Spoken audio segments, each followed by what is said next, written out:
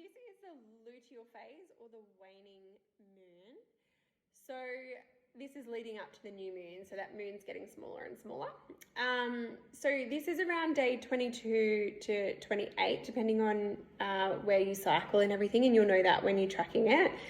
This used to be my least favorite phase because this was when the moodiness would show up, the crankiness, the lower energy, the cramping, all the PMS. That's what would show up until I fixed my gut and until I really focused on anti-inflammatory foods being put into my diet and inflammatory foods cut out where I could, which I've pretty much just cut them out because they're just so bad. Inflammation equals bad in your body. Now it's probably my favorite phase because I do look after myself. So in this phase, it's a really great one. Your inner critic can be really, really loud. So be really mindful of that. This is when you can have a lot of self-doubt. You can really second guess yourself with things. So it's not a great time to make big decisions and things like that. It's a time really to just sort of reflect a little bit, but just know that you could be really down on yourself in this stage. And you need to practice a lot of self-care again. See how self-care is important for every phase. So this is a really good check-in time as well. If you're getting, if you're premenstrual, do you have symptoms? Do you have all the PMS symptoms? Are you cramping? Are you moody? All of those sorts of things. Maybe you haven't looked after yourself so much in the other stages of the cycle. So if you're managing your energy well through each stage of the cycles, then you'll hit this stage. And as I said to you guys, I would literally go to the toilet and go, oh crap. Whereas before I was, I knew that it was coming. And I was like, isn't it here yet? Oh my God, I've been like this for a week. Not anymore. So I guess you can feel really empowered when you take back this stage of your cycle, and it lasts for a week. So it's like a fourth of your life, a quarter of your life, this stage. So this is a really good time, especially at the start of this phase, to do all your batch cooking and get prepared for that inward new moon menstrual phase. So doing the big food shop, preparing some meals, get all of that organized. Go back to our organization module and print out the freezer and the meal prep Sundays. And this is a good stage to get all of that sorted. You will have heightened intuition at this stage as well.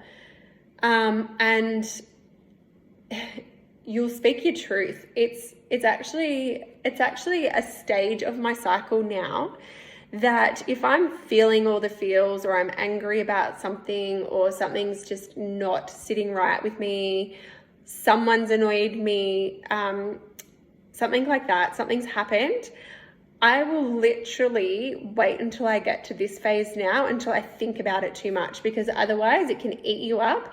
When you get to this stage, you have heightened intuition and you're so much better, you have so much better judgment and all of those sorts of things at this stage. And myself tracking, my computer's doing weird things. I'm not even touching it. So without even tracking it, you should be able to get to this stage and you'll just go, oh, yep, I see this completely different to how I saw it a week ago. It's amazing how that happens as women. Last week, I was feeling all the things about this. This week, I feel totally different about it. And the reason is our hormones and where we are in our cycle. So have a think about that and think about things over a month, not just a week.